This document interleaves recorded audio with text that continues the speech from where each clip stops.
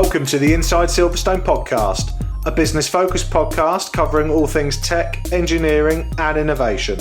Hosted by me, Chris Broome, a huge tech, motorsport and gaming fan, and also the owner of Longhurst, a firm of lifestyle financial planners and independent financial advisors located in Silverstone, Northamptonshire.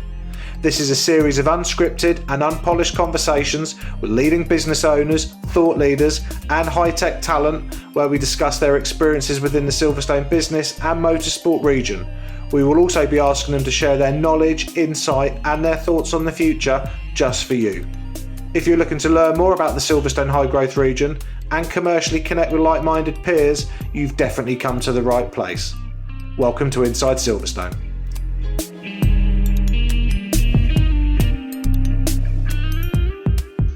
Welcome to the next edition of Inside Silverstone. My name is Chris Broome and I am your host. Today I am delighted to welcome to the show Richard Collins, who is from CSR Accreditation. Richard, welcome to the show. Good morning, Chris, and thank you for having me. Absolute pleasure, Richard.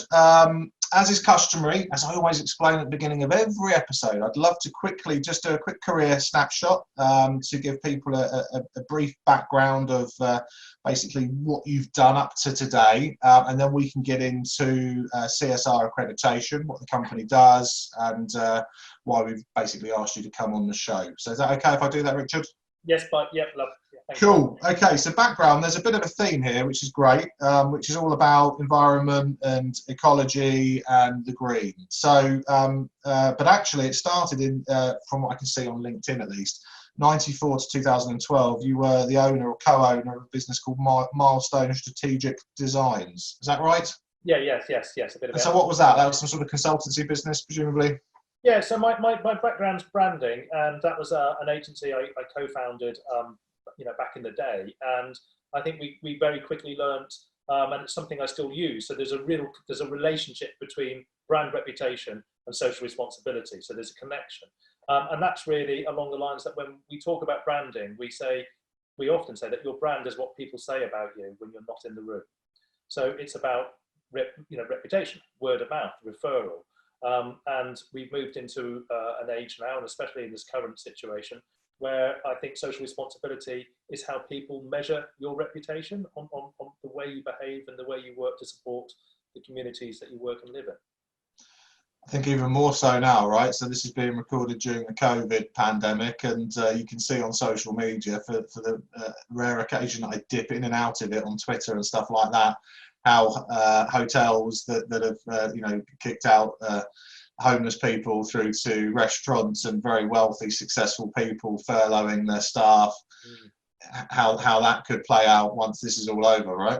Absolutely. Well, I think the thing is people will be remembered for their acts of kindness, and people will be remembered for doing things that weren't seen as being, strictly compatible with the situation we're in. And we're seeing, my passion is around social responsibility and the importance of that. We see a lot of businesses already doing that, and in fact we often find that all the businesses that have become accredited already deliver a level of social responsibility but don't really know that they're doing it.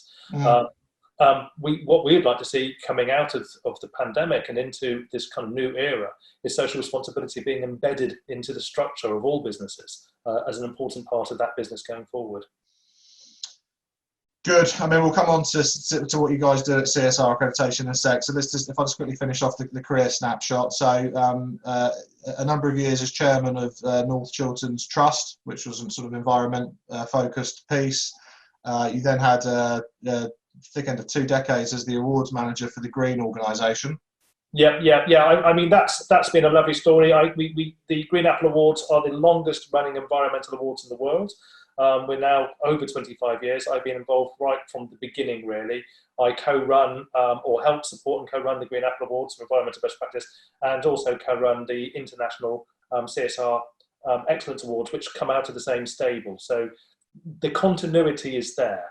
And where I am at now, especially as you refer to EcoBrand, no doubt, was that we started to see that businesses were using their awards to talk about their branding. So there was that's where that kind of connection, the dots were beginning to get joined. Yeah. So the next bit was obviously Eco Brand. So 2010 to present, founder of Eco Brand. So presumably that's again, assisting businesses in promoting and using the accreditation, which we're going to come on to in a minute, but using that as a means of telling good stories. Yeah, so EcoBrand was set up because we recognised there were loads of companies out there across all sectors that were doing some really amazing work with the environment and with their social responsibility, and we wanted to help them promote that as part of their branding, as part of their brand language, and to create that engagement for their staff and their customers. And so EcoBrand, was born out of that, and actually one of the things we did at the very beginning was look at awards for car dealerships in terms of the fact that car manufacturers were making increasingly greener cars, if you like, electric cars, and that the dealerships were, burning lights 24 hours, doors open, etc., etc. So we started our journey by looking at a category for car dealerships. We worked with the SMMT to come up with 7 steps of sustainability as a bedrock for that campaign, and that's kind of continued in terms of the green, the built environment and the Green Apple Awards. I think then once we identified that we wanted to take this further to social responsibility, the accreditation, which we'll talk about in a minute, initially was a tool that we were developing so businesses would have a way in which they could be recognised for the social responsibility activities they were doing. In the 18 months since we started that journey, it's become so big that we ended up developing a business around it. Well, let's talk about that business. So 2018, you founded or co-founded a business called CSR Accreditation. So what is that business? And for those that have heard of this phrase but don't really know what it is, what is corporate social responsibility? Okay, so over to you. Thank you.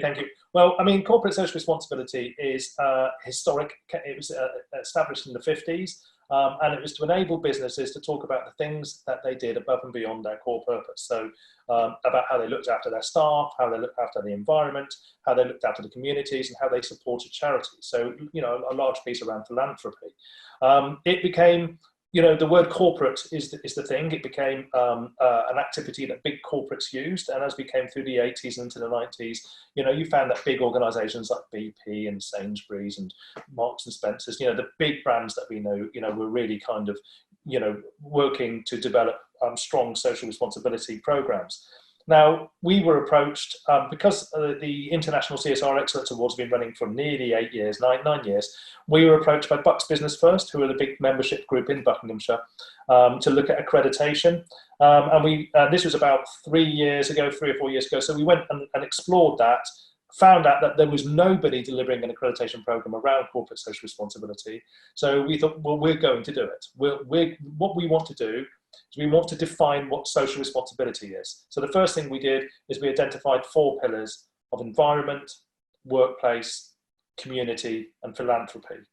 And then we decided quite recently actually to challenge the C. So we had this a campaign which we called the C Change, which was to say, look, the C in CSR is not inclusive enough, and we need to make it more inclusive. So what we've developed is now community social responsibility, which is for the public sector, charitable social responsibility for the third sector, company and corporate social responsibility for the private sector, and then below that we have consumer responsibility for products and services, citizen social responsibility for our individual contribution, and collective responsibility, social responsibility, the pools to hold them together. So what we've tried to do is open that up, and we were independently assessed and accredited ourselves by Bucks New University and the Institute of Administrative Management. So we were scrutinised in terms of our processes and what we do, and that's allowed us to work closely in education. So, the reason that, if we're going to work with universities, and Bucks New University is one of our, first gold accredited organisations, we can't call them corporate, that's got to be community, hasn't it? So, so we kind of said, right, for the new decade, at least now, we are now making, in the UK especially, we're saying, this is what CSR is, this is what the 4 pillars are, this is what CSR stands for. And then we're hoping that we can bring people in behind that, so they embed that into the way they run their businesses. Okay, great explanation. And so for focusing on businesses and the corporate piece, what are some good examples of social responsibility? Well, I mentioned the 4 pillars, and actually, because we were born in Buckinghamshire, so we've got a lot of good companies in Bucks that have become accredited.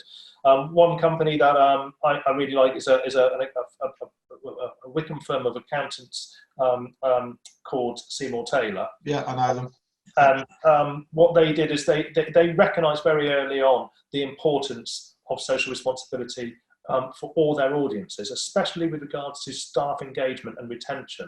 And so a nice project that they did was with the Chiltern Rangers, who look after the public green spaces in Buckinghamshire.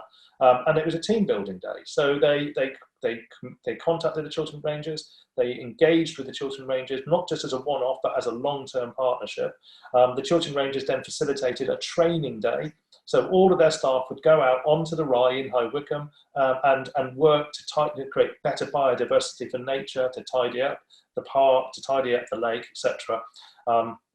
And what that did is it kind of ticked all the 4 pillars. So they were creating staff engagement, a good work piece thing. That was around team building and leadership skills. They also created a piece around supporting a local charity in terms of the Chiltern Rangers. And by supporting that charity, they also contributed to an environmental piece by looking after that local environment and making it a nicer place that in turn supported the community. So it made it a nicer place for the community to enjoy.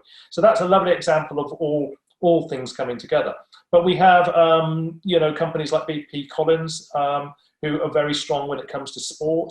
They're very strong when it comes to kind of supporting leisure centres. And again, they have set up a really, really lovely scheme with the Community Foundation Trust Heart at Bucks, in which that they've managed to give an annual funding that is then delivered across 4 or 5 community charity projects within their area. And those projects come into their business and tell them what they're doing.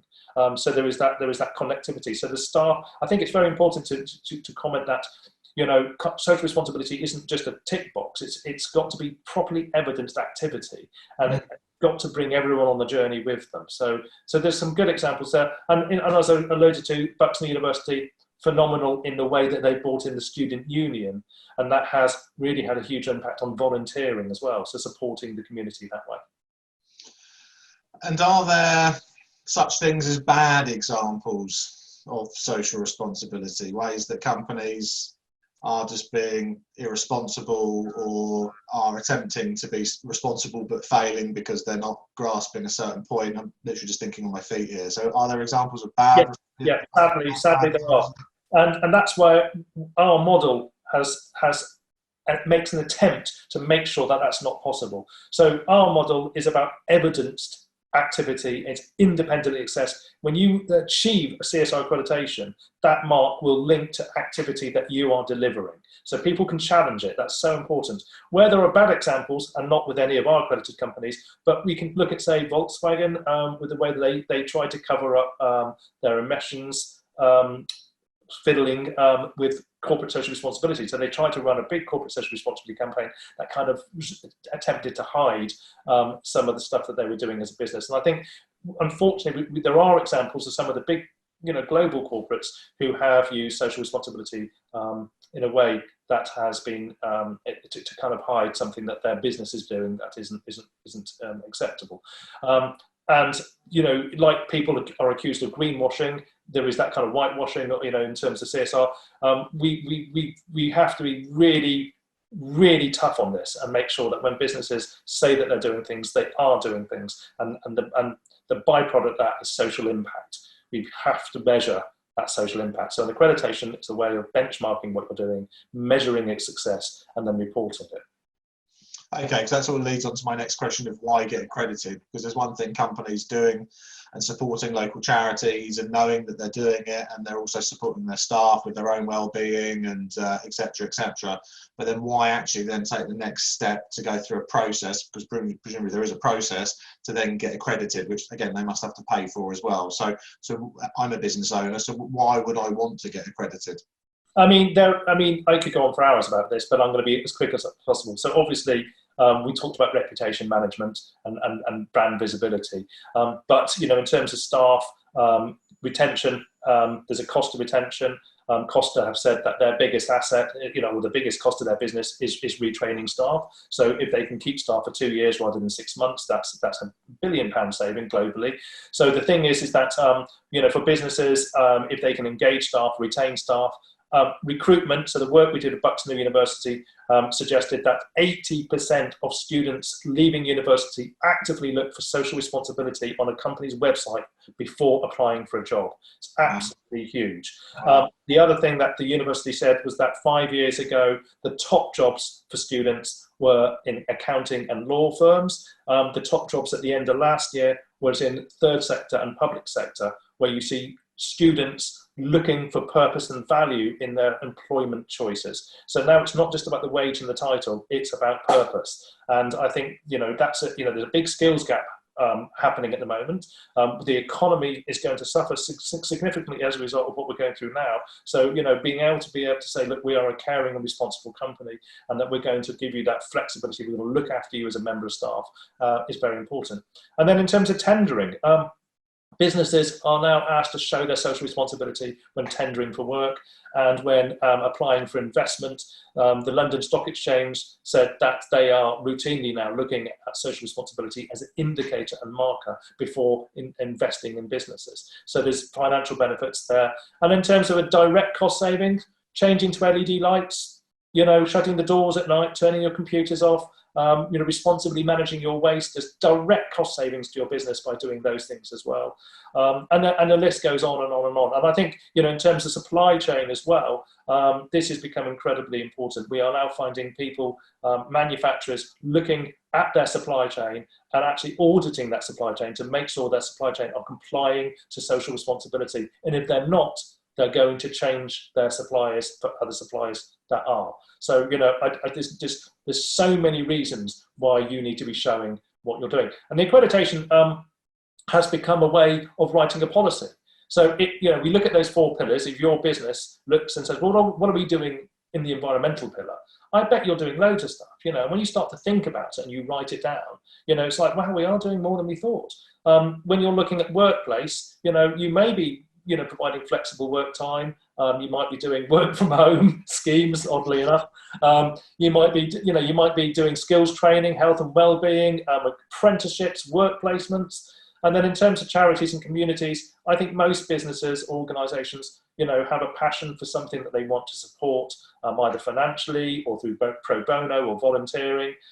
We've got a fantastic company we're working with in London who were working around, again, very topical, but this is pre-corona, around social isolation, and have encouraged all of their staff, 1 hour a week, paid time, to call and speak to elderly people to help alleviate social isolation, in conjunction with a charity, obviously, not randomly ringing people up, in conjunction with a charity. So, so I think the benefit for business is not a nice to do, it is a must do, because it has huge financial value to the business and huge social value to the business as well. And what's the process? So, you know, if I wanted to take Longhurst, my business, through this, from start to finish, what's the process? How long does it take? Well, we've made this very accessible for most businesses. You're looking at 1 to 3 days. The website has a very useful guide to how to go through it. So it's a step-by-step guide. We have an online application form. And the reason I think it's quite light in time is because we're asking you to identify what you're already doing.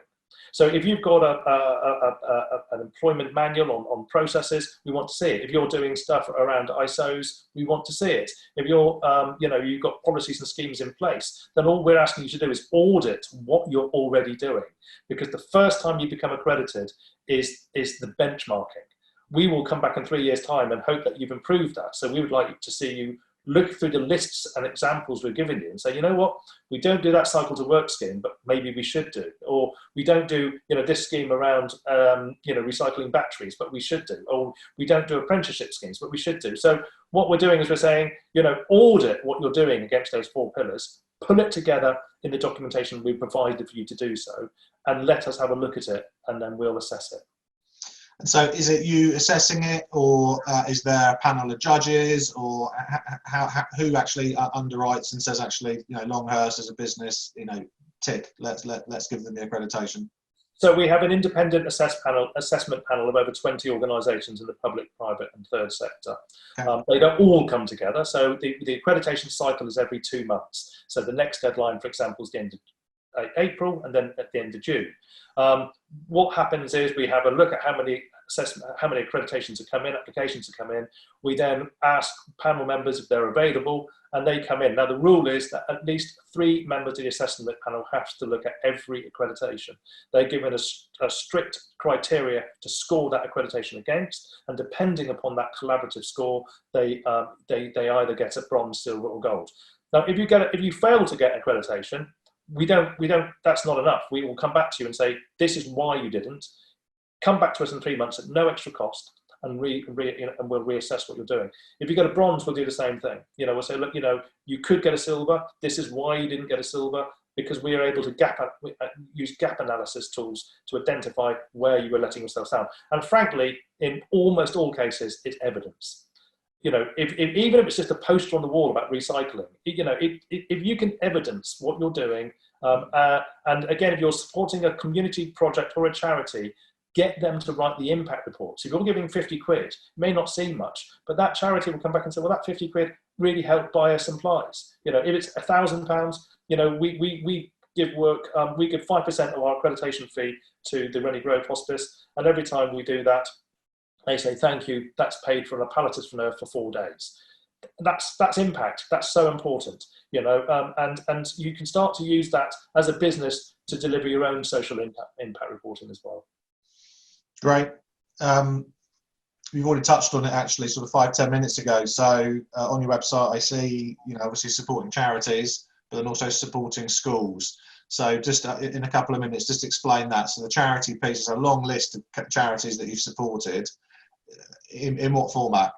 Well, the charities is creating a marketplace. It's creating a database, and actually we're in the process of partnering an organisation called Investors in Community that allow charities to put on that marketplace what we need, why we need it, and we then will get businesses to kind of like to engage with those charities. So what we're doing on the website is we have charities we support directly financially. So the 2 charities at the moment are Rennie Grove Hospice and a charity around a skin condition called EB, and the charity is called Deborah.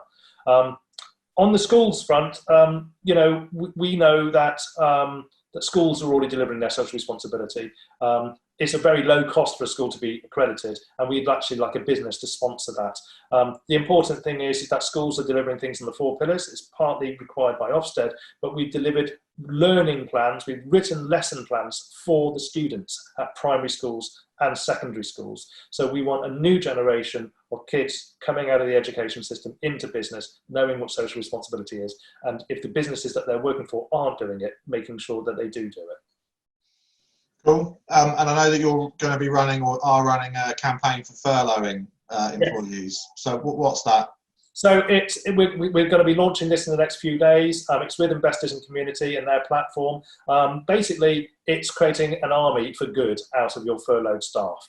We've got a huge proportion of the population now being paid in some way or another to stay at home and do nothing. Now, this is an interesting thing because, during the Queen's speech, we're being asked to do nothing. Being asked to do nothing is really hard. Being asked to do something's easy. If you can help support your country, then I'll do it. Being asked to do nothing is very difficult. So what we're doing is we put this platform together. The platform already exists. It's a giving platform, and it allows furloughed staff to volunteer. Now, under furlough regulation, staff are allowed to volunteer. You can volunteer your professional time, or you can volunteer your personal time.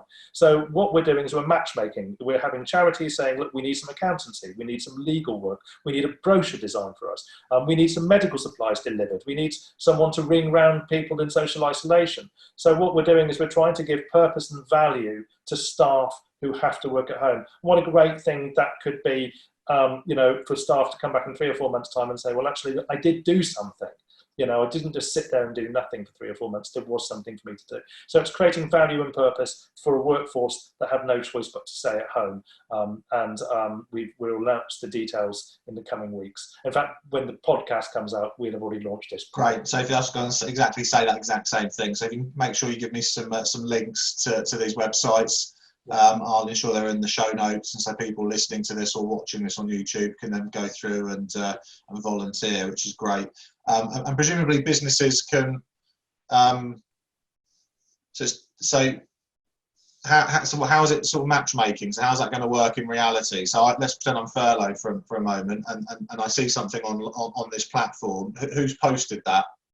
So it works in 2 ways. The platform is sort of an empty platform at the moment. The idea is that we populate it over the coming weeks. Sure. Now, when you're furloughed, you're not allowed to work for your employer, and you're not allowed any communication. Your employer is allowed to direct you to a project, but that's it. And that project can't have any benefit to the business at all or earn any money for anybody. So the platform allows individuals to come on. Now they can say, I'm an accountant. I would love to be able to give some free accountancy. Get in touch. This is my details. I'm a graphic designer. Get in touch. I'm a van delivery person, get in touch. I run a garden centre, I've got all these flowers sitting around doing nothing. I'd love it if someone could deliver them to care homes or whatever it might be. On the other side is I'm a charity that desperately needs an accountant, or I'm a charity that desperately needs some legal advice. So the platform's populated from both sides. Or if you're a business that's already supporting a charity, put the charity up there, add it. So over time, we're hoping that this kind of notice board will be contributed to by people saying, this is what I've got to offer, and this is what I need, and then hopefully the two can come together. And if it's an accountant sitting in their home in Aylesbury, and it's a business in Northumbria that needs a bit of accountancy, it doesn't really matter. The idea is that we have to work from home anyway. So it's just a question of creating the opportunity for people to do something of value while they're furloughed. Well, what I can do, I'm also part of a next-gen community of sort of sub-40-year-olds, which I'm barely just in, financial planners, and some phenomenal financial planners around the country, including clearly Buckinghamshire and Northamptonshire.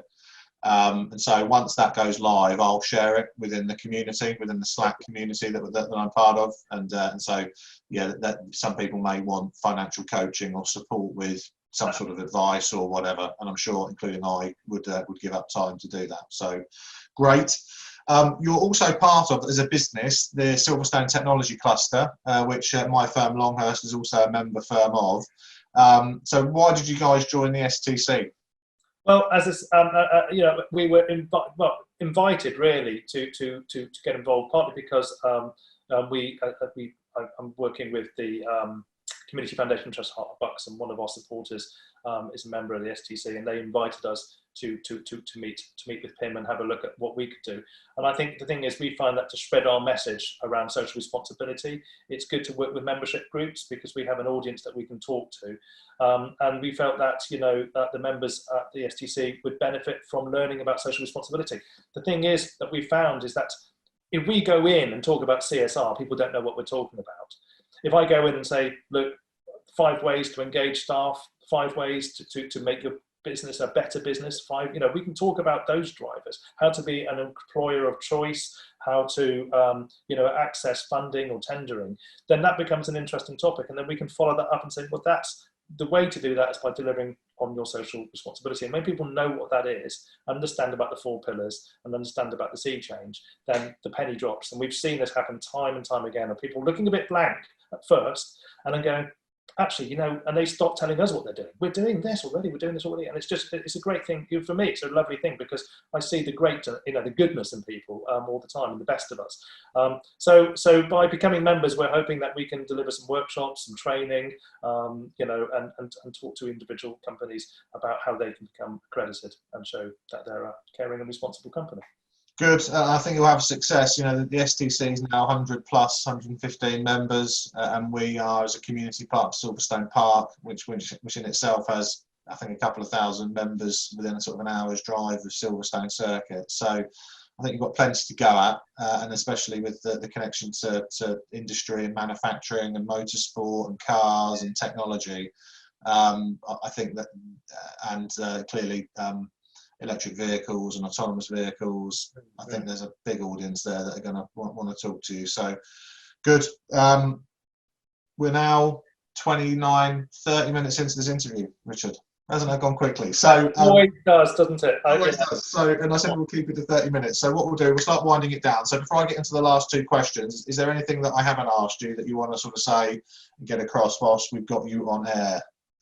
No, I think the only comment I'd like to make is that, you know, we're changing as a world. We're going to go into the next year or so in a different place, and I'm hoping that all the good that people are doing. I mean, watching the amazing thing that businesses are doing already, the innovation in the way that they're helping and support people in social isolation, people in the community, other businesses, it's just been really amazing. And I just want people to continue doing that. So that social responsibility does become, you know, a really fixed part of what they do as a business going forward. So I think that's the kind of like the overall kind of message I want to give is you know, this is, you know, an opportunity now to an opportunity for what you're doing to be recognised and measured, and to set you on a journey that continues years into the future. Yeah, good. Right, last two questions. Embarrassing stories. So we love to share our wonderful interviewees' embarrassing stories. Whether it involves something silly at work, alcohol, stupid mistakes, because we all need a laugh, right? And so, is there anything in Richard's locker that you'd be? Yeah, well, I mean, again, it's kind of what I do. I do a lot of networking, and I'm in lots of membership groups, and I do a lot of talks, and I do a lot of events, and so I see a lot of people, and I'm reasonably okay with remembering people, but I do forget names, I do forget faces. And that's fine if weeks or days, you know, weeks or months pass. But I was at an event only about a year or so ago, and it was a networking event for one of the local business networking groups. And I met a local authority councillor who was like the guest of honour at the event. And I was chatting to her about what I was doing. I said, "Oh yeah, really excited about what we're doing." And I then went round and shook a few more hands, and I came back to the same person and just introduced myself again. And I said, "Oh, well, you probably don't know who I am. I'm Richard." And she said, "No, I met you literally 15 minutes ago." And I just lost it, went completely red. I thought, "Oh God!" And the thing is, it was, you know, she was the guest of honour. It wasn't as if she was an anonymous member of the networking group. She was a figurehead there, and I had just got, you know, so caught in the moment, and you know, you know, you just can't recover. It happens, right? Especially if you're meeting a lot of people, and you're chairing that event, or you know, you've got a lot of things going on mentally. So that's understandable, but a very good story. And obviously, presumably, she took it very well and well humoured.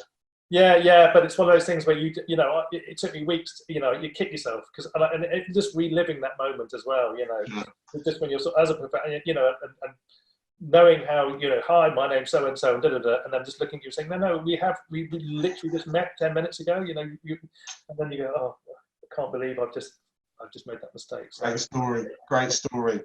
Last question, sir, before I let you go. Life advice. So we know we have students. We're talking about schools. We have students from local tech colleges listening to this, sixth formers, etc. That we've interviewed. We've done podcasts for mid 20s or 30 into episode 30, something like that. Life advice to a 20-year-old version of Richard. So take yourself back a few years before the businesses and the career. What bit of life advice would you give yourself now that you've become the master in what you do now? Well, I think it's to, you know, find your purpose and follow it, you know, and incorporate that purpose in what you're doing, because I think, you know, you life can get behind you, and you can realise, you know, there are things that you're passionate about that you didn't do, that you didn't support, that you didn't get involved with, and you might regret. And I think the thing is that we all care about stuff. Since the Blue Planet, since you know, plastics in the ocean, we're aware of, you know, the environment a lot more. We're aware of the communities that we live in a lot more. And I think if there's things that you do that you care about, you know, pursue them, do something about it, and incorporate that in your life goal as well, because you'll sleep better. You know, it just makes you a more fulfilled person, being able to sort of follow your passion and deliver some purpose beyond the normal getting up in the morning, going to work and coming home sort of thing. So I think having purpose and following that purpose is an important thing to do. And I am seeing that. A lovely little story was at an event in Wickham a year ago, when I was I was walking back home, and there was a guy in his probably early 20s, and he was just picking up litter and sticking it in a plastic bag. And I thought, I'm going to ask him why he's doing this, because it's an unusual sight to see. And he said, I'm doing this because I live here. I live in that flat over there, and I care about where I live. I don't want it to be messy. And I just thought, that's brilliant. It's a little thing, but what a lovely thing to do. So I think, find some purpose and follow it. And I think you'll be a happier person for it. Live a life of purpose. I couldn't agree any more than that. So Richard from CSR Accreditation, thank you so much for coming on the show. To everybody listening to this, certainly if you're listening to it through iTunes, please leave us a 5-star review so more people can find us, and also Richard through the iTunes rankings. Richard, keep safe. Thanks for coming on, and I look forward to seeing you at some of the STC events, whether they be virtual for the time being and then eventual physical. Very much look forward to physically meeting you in due time. Thank you for coming on the show. Chris, it's been an absolute pleasure. Thank you very much. The Inside Silverstone podcast is produced by the team at Longhurst for the benefit of those with a passion for all things tech, engineering and innovation. For more information, please visit longhurst.co.uk/Inside Silverstone, whilst also remembering to give us a 5 out of 5 star rating on iTunes. Please note that neither Chris Broome or Longhurst work for Silverstone Park, Silverstone Circuit or Silverstone Technology Cluster.